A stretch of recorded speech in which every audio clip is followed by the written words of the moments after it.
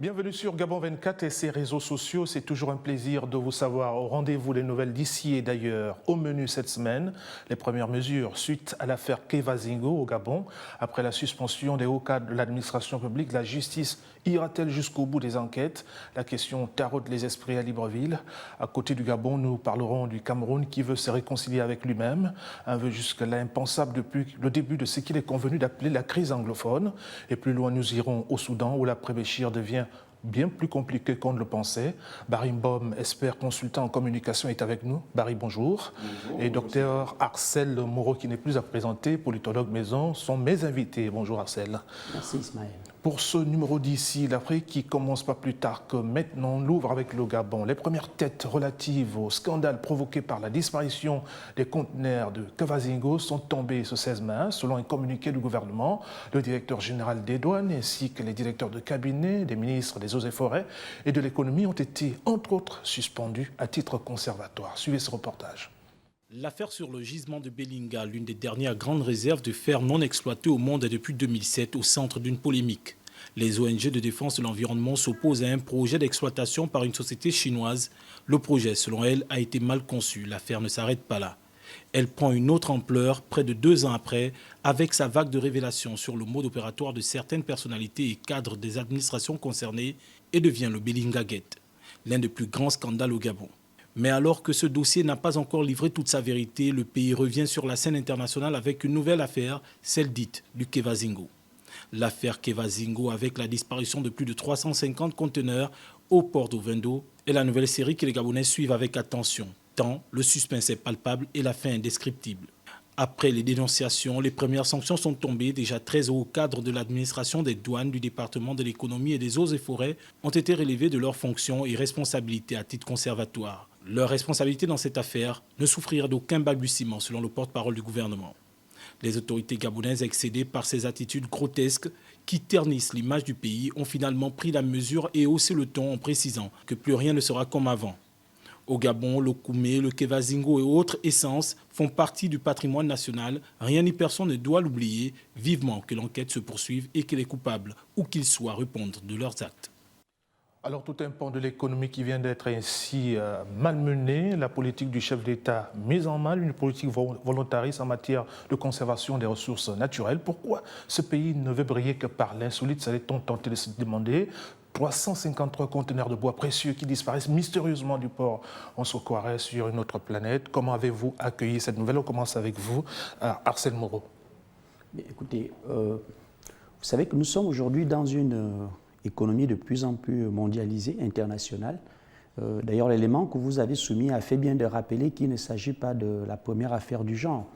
Et si vous parcourez un peu les situations dans d'autres pays africains et même au-delà, vous rencontrerez que les affaires de ce genre en essaient de se multiplier.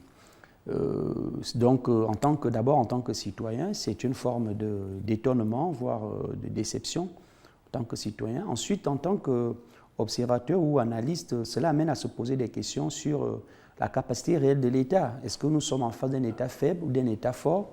En ce sens que les structures de contrôle, de surveillance et de sanctions dans les secteurs économiques névralgiques tels que le bois, le pétrole, le gaz, sont-elles réellement capables d'appliquer la politique du gouvernement en matière de préservation, de conservation, voire d'une explication, voire d'une gestion traçable même de ces ressources-là?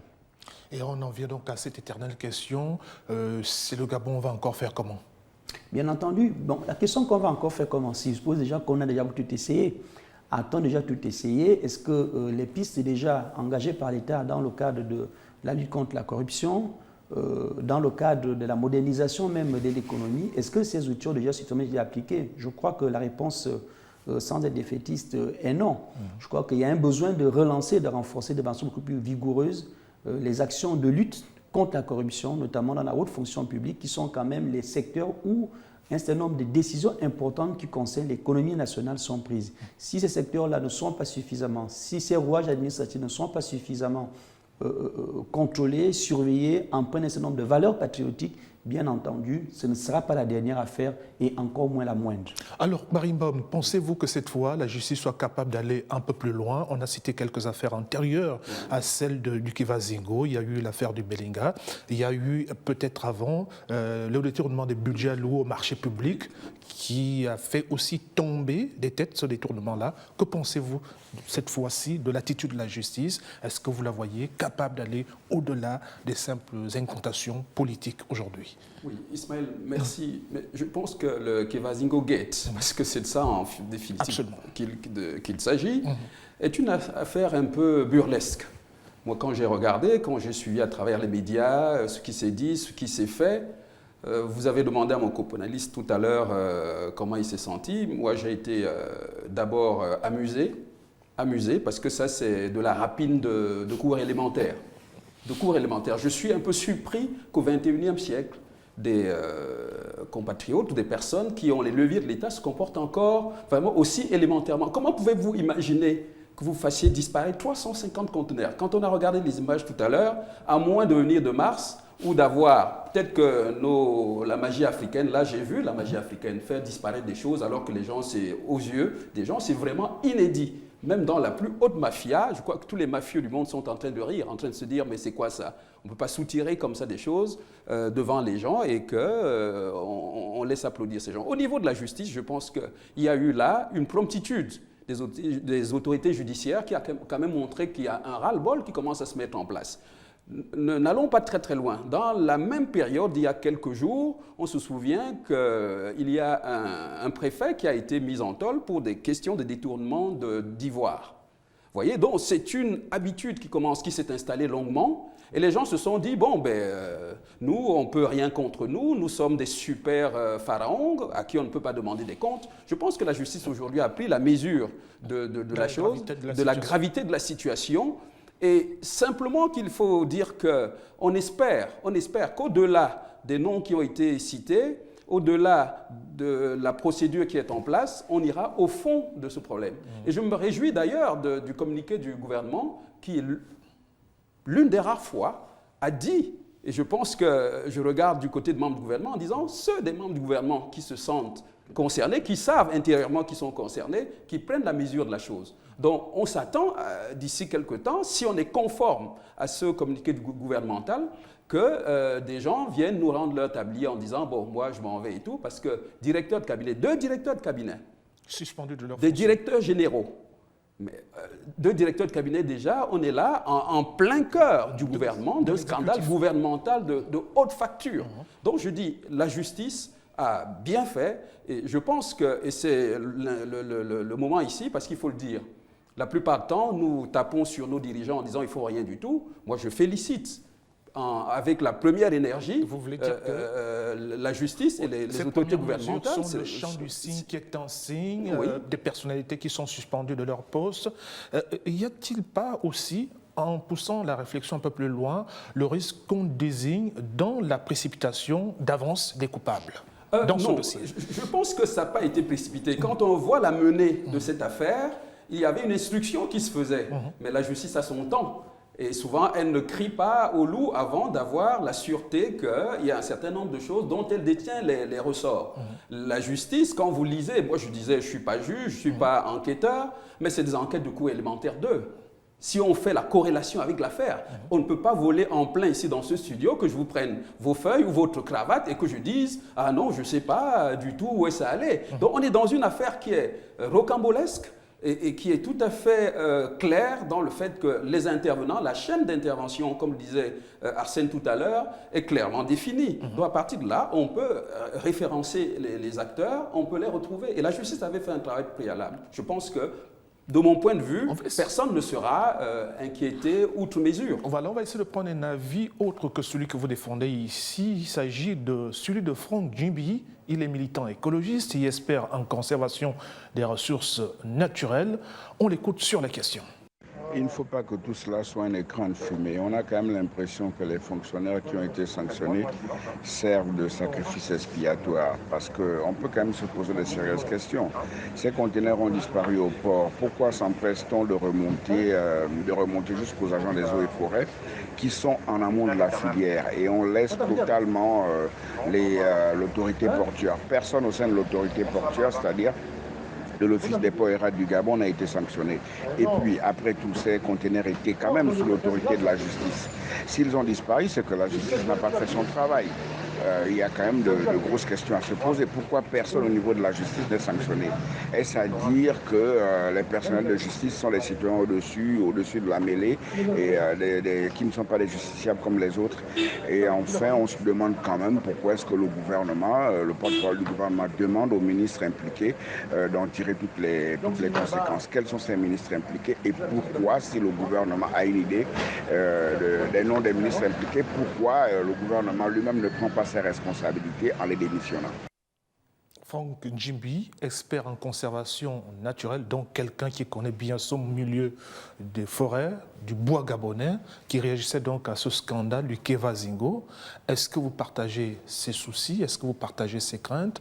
Qu'avez-vous envie de dire à la suite de ce que vous venez d'entendre? Bien entendu, vous savez, d'un côté, vous savez que le gouvernement a réagi quelque part par rapport à une forme de stupéfaction populaire, parce que la population n'arrive pas à comprendre comment est-ce que dans un pays où, au moment où l'on demande des efforts et des sacrifices pour relayer la situation économique, pour la relever, que d'autres compatriotes qui sont assis à des positions de décision, de commandement, puissent eux se servir directement sans fournir d'efforts. Donc il y a cette question de l'enrichissement illicite qui devient inacceptable dans la situation actuelle du pays. Donc le gouvernement a réagi effectivement pour essayer de se dédouaner vis-à-vis de l'opinion, pour montrer en quelque sorte sa bonne foi, sa coopération, et montrer également son absence d'implication directe dans cette affaire-là. C'est pour ça d'ailleurs que je pense que ça a été un élément important qui a permis à la justice d'aller assez vite. Cependant, le risque demeure sur 2 ou 3 éléments. Le premier élément, c'est juste que on ne voudrait pas avoir une justice finalement aux ordres du pouvoir exécutif, c'est-à-dire que face aux besoins de trouver des responsables, que la justice puisse d'emblée déjà annoncer un certain nombre d'acteurs qui sont responsables, parce que la présentation... Ceci ne semble pas être le cas jusqu'à présent. La présentation des hauts fonctionnaires, les noms des hauts fonctionnaires qui ont été cités, le conseil, le communiqué du gouvernement a précisé que ce sont des personnes qui ont une responsabilité avérée. Donc ça veut dire que nous sommes déjà dans une forme de désignation des coupables et des responsables qui contredit le même discours sur l'indépendance de la justice, sur la présomption d'innocence. En même temps, il y a toutes ces questions qui se posent, parce qu'aujourd'hui, vous savez, le Gabon est une maison assez particulière. Les trafics de bois et autres ne sont pas depuis l'affaire Belinga. Donc, au sein de l'appareil judiciaire, il se trouvait qu'il devait y avoir des éléments. L'autorité portuaire, l'OPRAG, comment se fait-il que personne n'ait aucune responsabilité ne les concerne? Donc, c'est des questions qui intéressent plusieurs personnes, et on se dit qu'il faut que la justice, si elle est vraiment indépendante, qu'elle aille au bout pour trouver tous les responsables. Sachant, excusez-moi, je termine rapidement, sachant par ailleurs que en 2017-2018, le gouvernement a pris 2 mesures en Conseil des ministres interdisant l'abattage et l'exploitation du Kevazingo. Donc, sur quelle base est-ce que cette autorisation aurait été donnée? Donc, il y a des questions qui se posent. Donc, c'est pour ça, je crois que je partage avec lui l'idée que le gouvernement doit prendre lui-même ses responsabilités pour se dire qu'il y a eu abus de pouvoir de la part de certains hauts fonctionnaires, de la part de certains membres du gouvernement, que le gouvernement assume sa responsabilité pour les désigner et prendre les mesures qui vont avec. Surtout aider le président de la République à mieux faire asseoir ses politiques en matière de conservation des ressources naturelles. Oui, il vous souvient, Ismaël, que lorsque le président avait décidé... Votre réaction à ce que... Oui, à ce que Franck vient de dire. Je partage une partie de ce que Franck a dit, mais je pense que l'OPRAG, il y a des fonctionnaires qui ont été sanctionnés dans ce qu'on a eu comme message à la nation par rapport à cette affaire. Il pose la question de la justice, de la sanction de la justice. Je pense que la justice intervient en dehors de cette affaire, il y a un fait qui s'est produit, on appelle la justice en soutien pour pouvoir éclairer, n'est-ce pas, l'opinion sur ce qui s'est passé. Je ne vois pas à quel niveau la justice ne gère pas le Kevanzingo, la justice ne gère pas les ministères. La justice intervient parce qu'elle a été appelée à la rescousse pour donner, n'est-ce pas, une visibilité à l'affaire. Mettre en lumière les dessous d'une instruction en cours expose quelque part les premiers suspects de l'enquête à plus de pression, voire plus de corruption, parce que le silence de certains peut être acheté. Est-ce que le serpent ne va-t-il pas finalement se mordre la queue? Ben, écoutez, comme dans toute procédure, dans toute institution judiciaire, il y a ce risque-là de pouvoir corrompre, de pouvoir influencer ou menacer des témoins pour ne pas donner toute la vérité qu'ils connaissent. Parce que vous savez, une chose est d'être dans la chaîne de la décision administrative, une chose est d'avoir réellement été impliqué à un certain niveau dans le cadre de cette affaire de Belinga-là.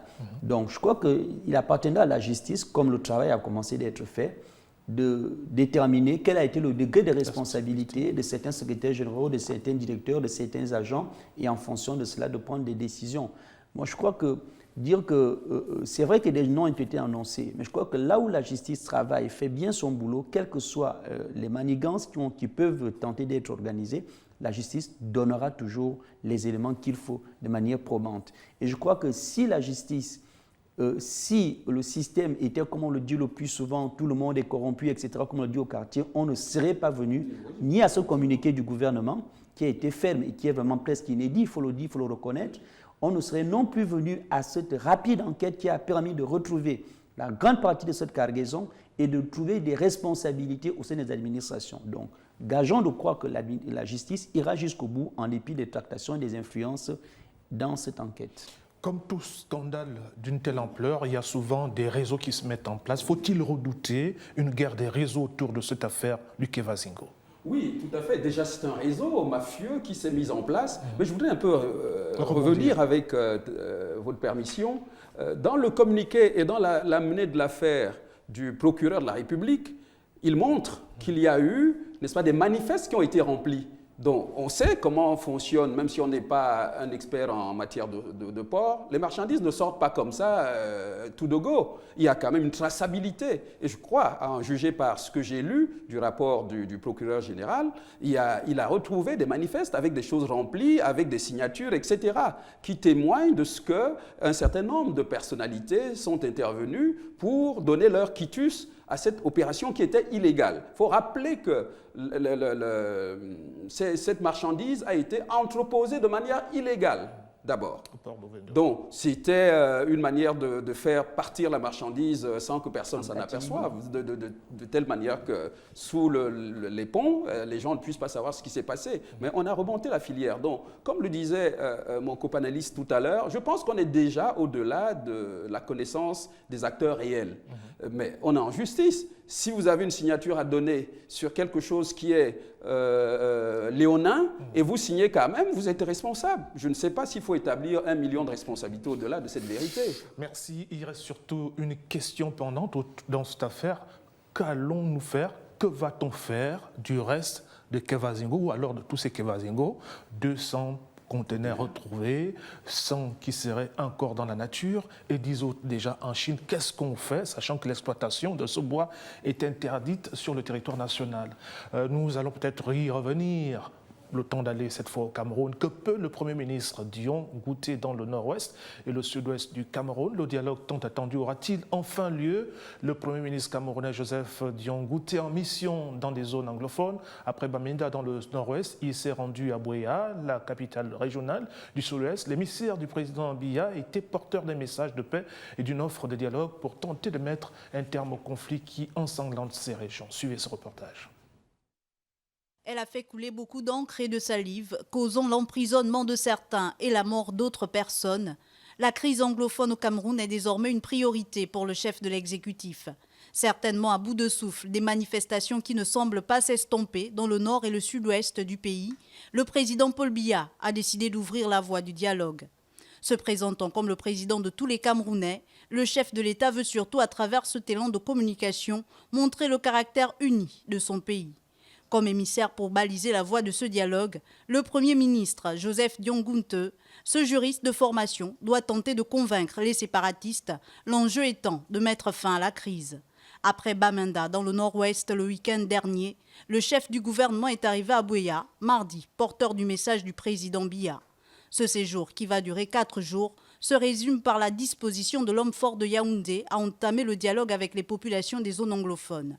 Mais d'après des sources proches, bien que Yaoundé soit prêt au dialogue pour une sortie de crise, il ne sera pas question d'aborder la question relative à la sécession. Autrement dit, le Cameroun devrait rester un et indivisible. Cette initiative est donc un pas vers l'issue de la crise anglophone au Cameroun. Reste que le pouvoir devra mettre beaucoup d'eau dans son vin pour espérer parvenir à un dénouement dans les brefs délais. Oui, la crise sécuritaire dans les zones anglophones du Cameroun a fait le lit du fonds de commerce de l'interventionnisme. Qu'est-ce qui pourrait faire bouger les lignes dans la démarche actuelle du Premier ministre camerounais qui fait la promotion de la paix et du dialogue national inclusif à l'intérieur du pays? Encore une fois, question assez difficile. Quand on regarde un peu ce qui s'est passé et le lot de toute cette histoire avec les frustrations et autres qu'il y a eu, je suis moi d'abord étonné que c'est maintenant qu'on parle d'un dialogue inclusif, etc. La méthode aurait pu être mise en place il y a quelques années lorsque ce problème s'est posé, mais ça va encore de la manie de nos autorités d'attendre, de jouer les rapports de force. Et lorsqu'ils ont, entre guillemets, senti la résistance en face, alors on va au dialogue. Je pense qu'aujourd'hui, il fait des essais pour essayer, autant pour moi, pour amener toutes les parties à se mettre autour d'une table, mais ce travail avait déjà été fait. Oui, le message ou la méthode de l'actuel Premier ministre camerounais sans payer sur le terrain, parce qu'on avait quand même une petite mobilisation, il aurait pu être conspué dans certaines parties anglophones, régions anglophones du Cameroun. Oui, on a joué de la fatigue des personnes en face. Mais on le voit à travers le monde d'aujourd'hui. C'est une propension de nos autorités de croire que les gens vont se démobiliser, les gens vont être... Et je le disais ici, nous étions dans une émission avec vous d'ailleurs, que nos populations aujourd'hui sont matures. Et je me félicite qu'un homme d'État, au Gabon, la dernière fois l'a d'ailleurs reconnu. Il faut faire très attention du fait qu'on puisse encore manipuler les populations comme en 1950, en 1940. Les gens savent exactement ce qu'ils veulent. Il faut aller dans un dialogue franc en appelant les gens en disant « Voici la situation, nous sommes prêts à discuter de tous les éléments. » Parce que dans votre élément de reportage, nous avons entendu dire que, bon, il n'est pas question de ceci ou cela. Oui, c'est une question importante, mais pourquoi pas la mettre sur la table et convaincre? Parce que c'est dans ce rapport de dialectique, d'échange, que les arguments vont peser en faveur des uns et des autres. Oui, N'ayons pas peur de la question. Du contenu du dialogue, on reste d'abord sur la méthode. Qu'est-ce qui pourrait faire en sorte que la colombe Joseph Dion-Gunthe puisse réussir là où Philemon Young a peut-être buté? Vous savez, je crois qu'il a dit un élément important, c'est je crois qu'avec l'usure du temps, tout le monde aujourd'hui en vient à dire qu'il faut qu'on arrête les hostilités et la violence. Oui. Je crois que c'est un changement d'approche que le Premier ministre apporte, l'actuel, par rapport à l'ancien gouvernement qui est resté sur une approche essentiellement sécuritaire et répressive. Donc c'est un changement d'approche du Premier ministre qui est, je pense, qui arrive à point nommé, à un moment où il fallait qu'on arrête, qu'on essaie de s'asseoir pour trouver une solution beaucoup plus politique que sécuritaire à la question anglophone, qui est une question qui date des années 60, qui ne date pas depuis aujourd'hui. Donc je crois que cela montre de la part de Douala de la part des Yaoundé, excusez-moi, une nouvelle perception du problème aujourd'hui. Parce que c'est vrai, l'aspect interventionniste des États-Unis, d'autres pays qui veulent diviser le pays et l'embraser, n'a fait que justifier une position répressive. Aujourd'hui, le gouvernement pense qu'il est temps, il est arrivé à un certain niveau où il faut dialoguer. Mais bien entendu, la problématique reste de savoir avec qui dialoguer d'abord. Identifier d'abord les acteurs. Il faut dire parce qu'aujourd'hui, c'est près de 4000 combattants à travers différents groupes séparatistes qui sont entre le nord-ouest et le sud-ouest. Donc, est-ce que ces acteurs-là ont une forme spécifique? Comment les retrouver? Comment les identifier? Certains sont en prison aujourd'hui. Donc, la question reste entièrement posée.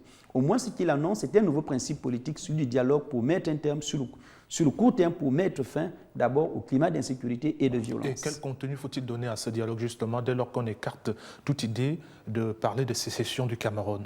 Bien sûr, vous savez, je crois qu'il faut bien comprendre les choses. C'est qu'il faut d'abord aller à la base du problème anglophone. C'est qu'en 60, ces deux territoires du Nigeria, du Cameroun, excusez-moi, était sous l'égide de l'Angleterre. Donc, au moment de l'indépendance, en 1961, sous couverture de l'ONU, il y a eu un référendum qui a rattaché ces deux territoires au Cameroun. Or, ces populations se sont toujours senties plus proches, en réalité, du Nigeria, il faut le dire, que du Cameroun central. C'est le premier problème. Puis, culturellement et linguistiquement, ces populations-là ne se sont véritablement pas senties intégrées. Sur le plan économique, sur le plan démographique, c'est 20% de la population totale du Nigeria, du Cameroun. C'est aussi un territoire qui regorge d'importantes ressources pétrolières et gazières. Donc, ce qui voudrait dire qu'il y a des enjeux très importants qui se jouent là-bas actuellement. Et en 2017, octobre, ça a dérapé parce qu'ils ont unilatéralement déclaré leur indépendance et la création d'un État appelé l'Ambazonie, ce qui a amené le gouvernement camerounais, il faut aussi le restituer en cette violence dans son contexte historique spécifique, à agir sous la forme de la répression. Pour dire que le Cameroun est indivisible selon la constitution de ce pays. Nous allons revenir sur le Cameroun dans la deuxième partie de cette émission. Le temps pour nous de marquer une pause.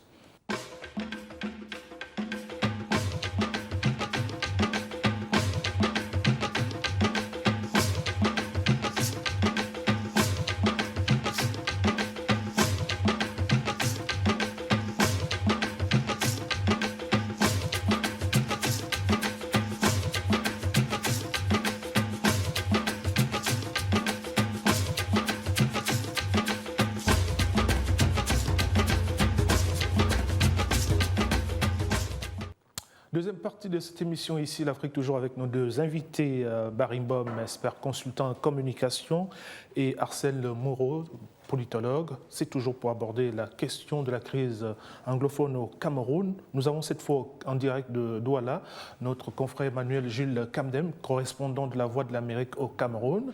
Alors, le gouvernement est-il sincère dans sa démarche ou veut-il juste faire bonne figure auprès de ses partenaires internationaux, comme certains l'ont dit sur ce plateau? Bonsoir à tout le panel, bonsoir Ismaël. Alors oui, on peut dire que le gouvernement camerounais est dans une logique d'honnêteté. Je peux bien le préciser, je ne préfère pas parler de sincérité. Dans une logique d'honnêteté, d'ouvrir le dialogue. Encore que là, c'est un dialogue qui est conditionné. Il n'est pas question de, par exemple, négocier sur la forme de l'État, c'est-à-dire de parler sécession ou séparation ou encore du fédéralisme.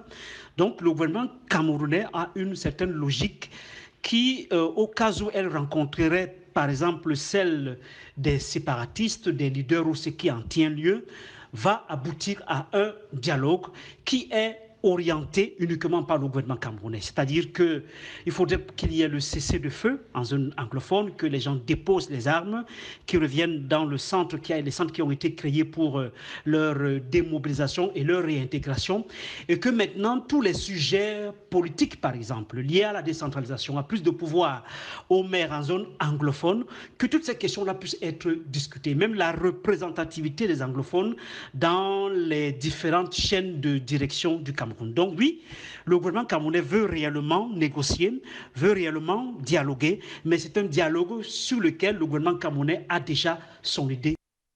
Oui, le gouvernement qui a déjà son idée avec toutes les pesanteurs que vous venez de soulever. Quelle chance donner donc à ce dialogue, Emmanuel?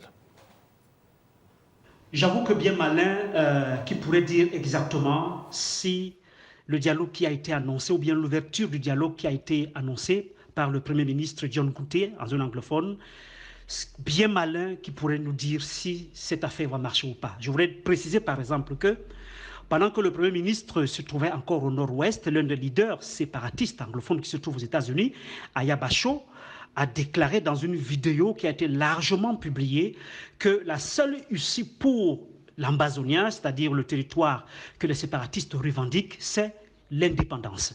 Donc, avec ce genre de son de cloche, qui est entendu, même comme il se trouve aux États-Unis, il est difficile de savoir vraiment si ça va aboutir. Deuxième chose, il faut chercher à comprendre est-ce que les jeunes gens qui ont pris les armes pourront surpasser la peur de la représailles. Or, le gouvernement camerounais ne leur promet pas une représaille. Le gouvernement camerounais dit que vous déposez les armes, vous serez réintégrés. Donc, est-ce que ces gens-là sont prêts à laisser des parts, je peux appeler peut-être ça des parts de marché, parce que ces gens-là vivaient par exemple des rançons, est-ce qu'ils sont prêts à laisser ça pour retrouver une vie normale. Maintenant, il y a aussi la pression internationale. Ce que la communauté internationale veut, est-ce qu'elle veut pousser le Cameroun à négocier peut-être la séparation, le fédéralisme? Donc, il y a tous ces trois paramètres qui, lorsqu'on aura une lumière sur ces trois éléments-là, on pourra donc savoir si effectivement le dialogue aura réussi ou pas. Alors, est-ce qu'il est au forceps? Je ne pense pas, parce que le gouvernement ne prend pas les armes pour dire à ceux-là de déposer les armes ou de dialoguer. Le gouvernement leur propose le dialogue, mais comme je l'ai dit, c'est un... Merci Emmanuel. Gilles Kamdem, correspondant de la Voix de l'Amérique à Yaoundé au Cameroun, qui se trouve précisément en ce moment pour des raisons de service à Douala. Merci pour votre contribution à ce débat. Justement, on retourne ici sur ce plateau au cœur de la crise dite anglophone au Cameroun. Il y a la dérive centralisatrice du gouvernement. Quelle forme d'État sied aujourd'hui au Cameroun? On commence avec vous. Vous savez, nous avons relevé tout à l'heure rapidement les origines un peu historiques de cette crise anglophone. Et ce qu'il faut dire en plus par rapport à votre question, c'est que en réalité, c'est un problème très grave pour le Cameroun aujourd'hui. C'est-à-dire que l'option ou les options qui sont sur la table du gouvernement camerounais, aucune n'est évidente à mettre en œuvre sur le court terme.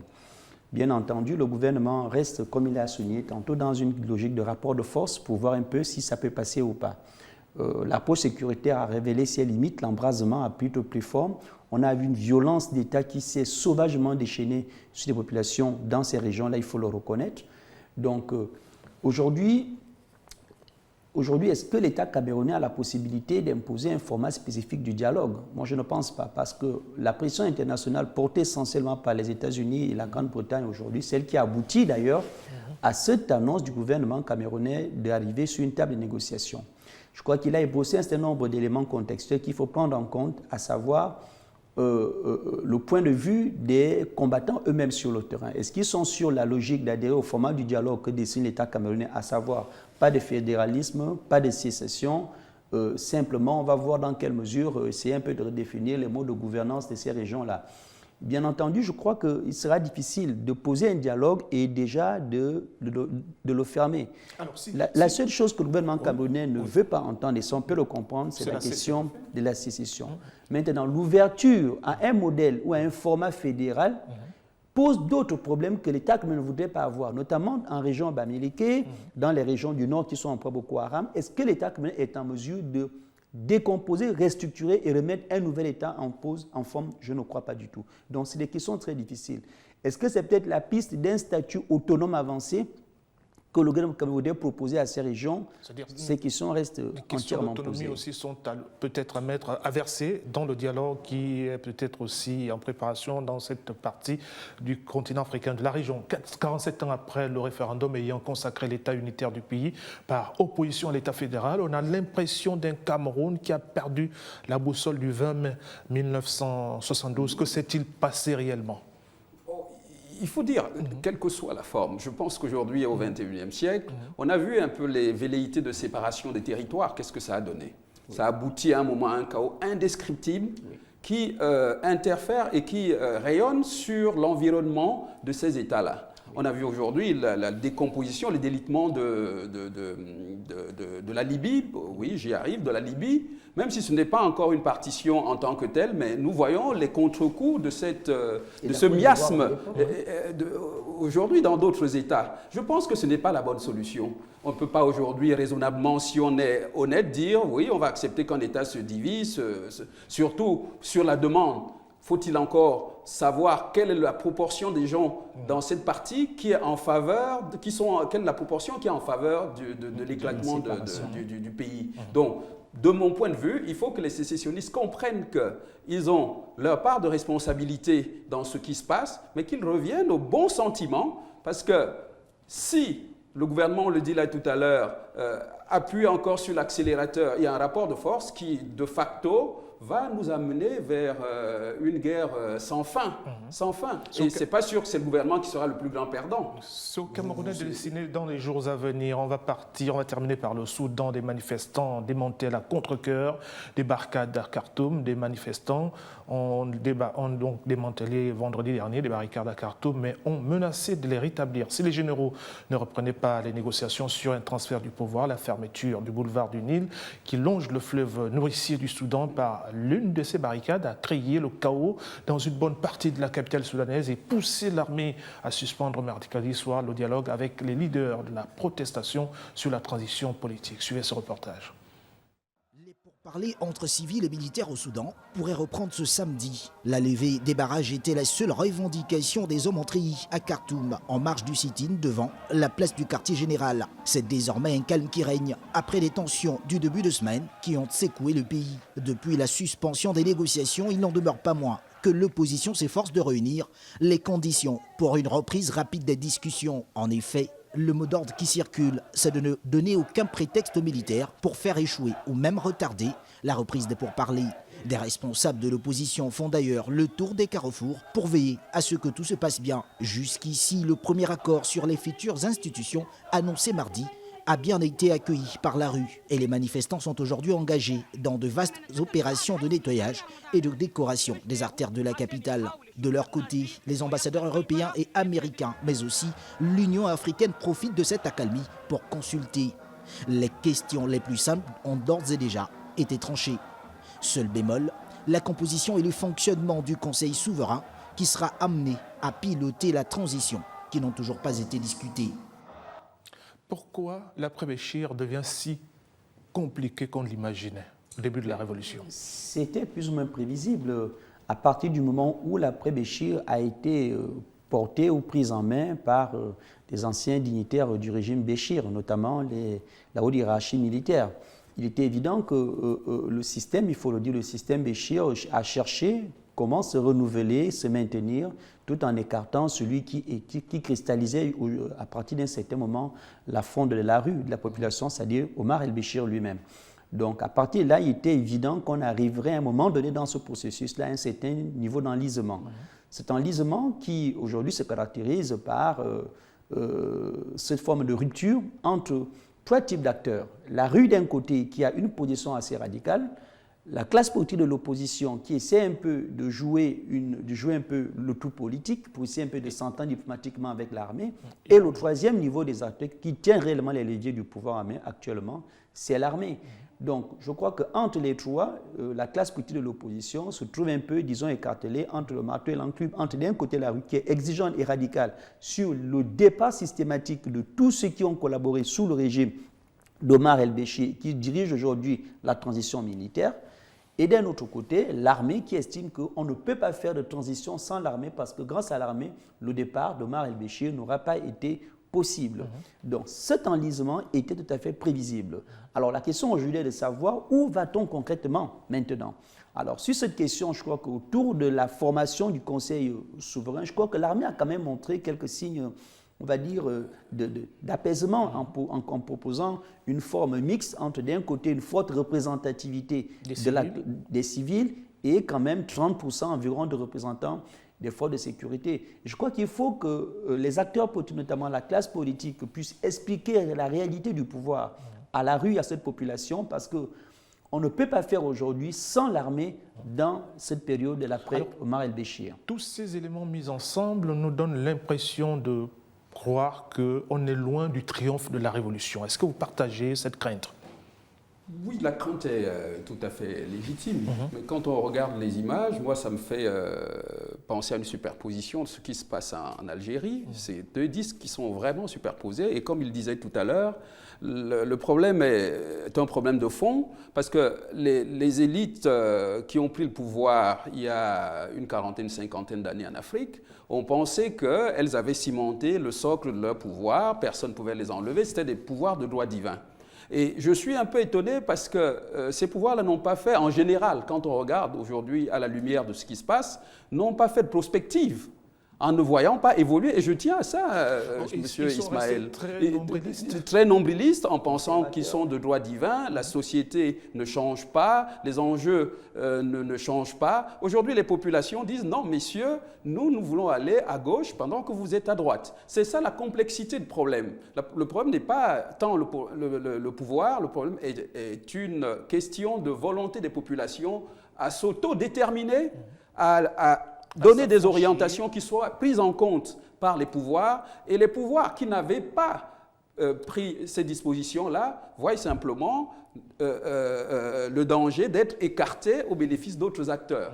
Donc, mais dans cette affaire-là, je pense que l'armée a, de mon point de vue, senti venir le danger. Elle commence à ouvrir les vannes. Il est simplement, comme je le disais tout à l'heure, question de mettre tous les acteurs autour de la même table et de dire, voici l'orientation fondamentale que nous voulons donner au pays. Oui, mais cette armée est encore trop présente, on l'a vu ces derniers jours, oui. L'armée qui décide de disperser des foules, qui observe des sittings dans la rue parce que... pour cette armée, cette occupation des espaces publics commence à être une gêne pour les discussions qui sont menées avec les civils dans le cadre de la mise en place d'une transition. Est-ce qu'on n'est pas à nouveau là face à un nouveau spectre de la dictature? Je ne crois pas que ce soit un spectre de la dictature. Il a fait bien de souligner la ressemblance avec la situation algérienne. C'est qu'en fait... ces régimes ont considéré notamment qu'avec le départ du principal acteur qui est contesté, Omar el-Béchir notamment, pour le cas du Soudan ici, la rue allait se retirer pour dire, bon, nous avons obtenu gain de cause. Or, bien entendu, il a fait bien de le souligner, c'est que le problème est plus profond au-delà de la personne de Bouteflika, c'est le système d'Omar el-Béchir, c'est le système que la rue ne veut plus.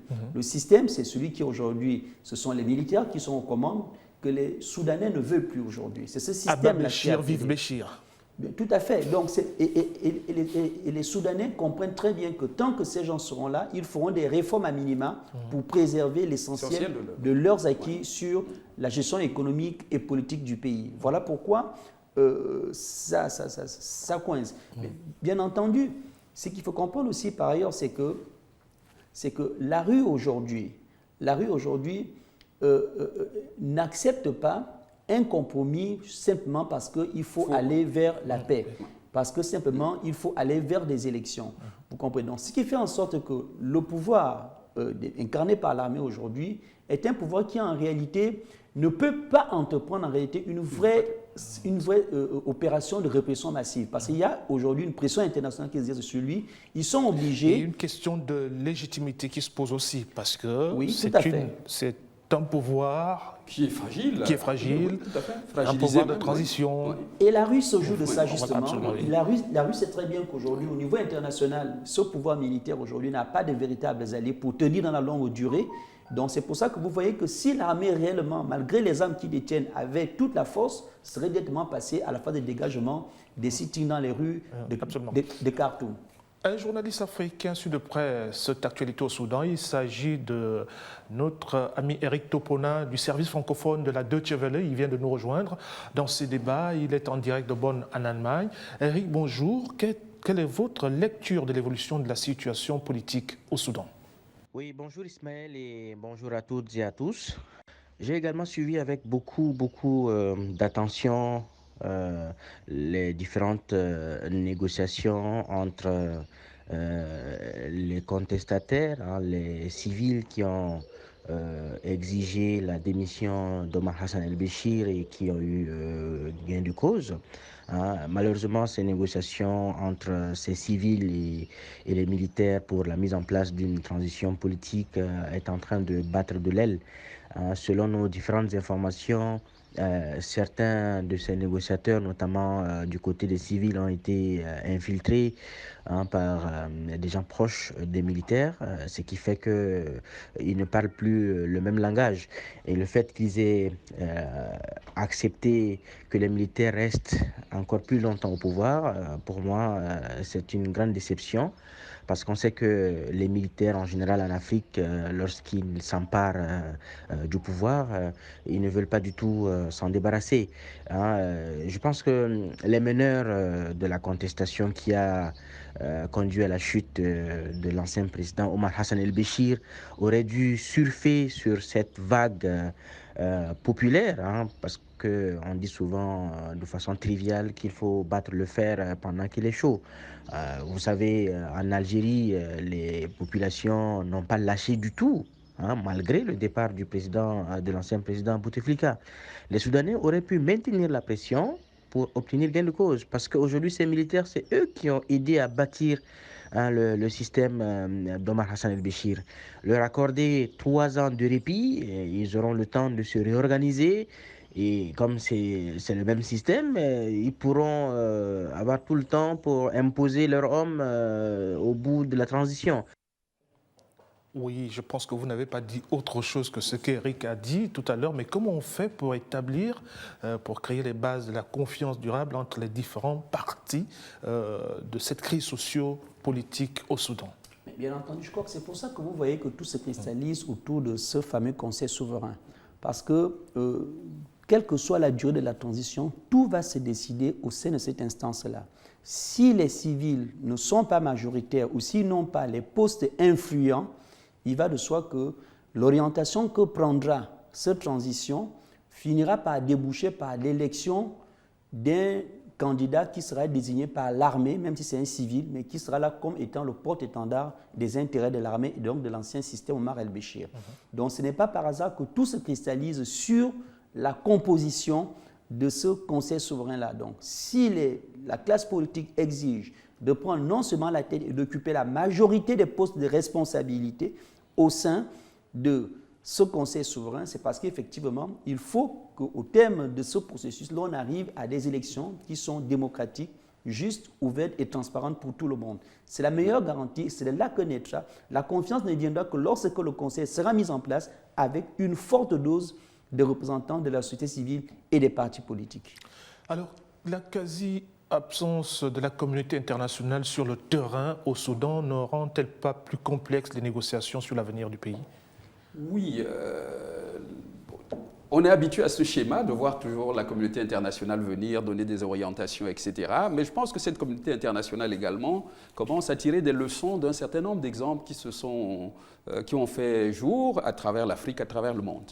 La communauté internationale commence à comprendre, quand il est question de l'Afrique aujourd'hui, que les peuples africains, j'insiste là-dessus, que les peuples africains commencent à avoir une vision claire de leur volonté de développement. Il y a quelques années, cette crise ne serait pas arrivée à ce niveau qu'on aurait donné des dictats, qu'on aurait donné des orientations aux Nations Unies, dans telle organisation internationale sur les questions électorales. Mais aujourd'hui, les Africains commencent, n'est-ce pas, eux-mêmes à prendre en main les leviers de leur histoire. Et donc la communauté internationale qui a du reste, beaucoup d'analystes qui regardent avec beaucoup de pertinence, commencent à se dire « Ah, mais ces gens-là, il faut peut-être les laisser faire et venir quand ils nous appellent ou quand c'est vraiment le moment idoine. » Et c'est pour cela, de mon point de vue, que je pense que la situation va aller au mieux parce que quand on regarde ce qui se fait là, vous remarquez que les populations ne cherchent plus parce qu'on a taxer les populations africaines souvent d'aller toujours à la casse, de vouloir détruire. Les populations comprennent aujourd'hui que nous ne sommes pas là pour détruire,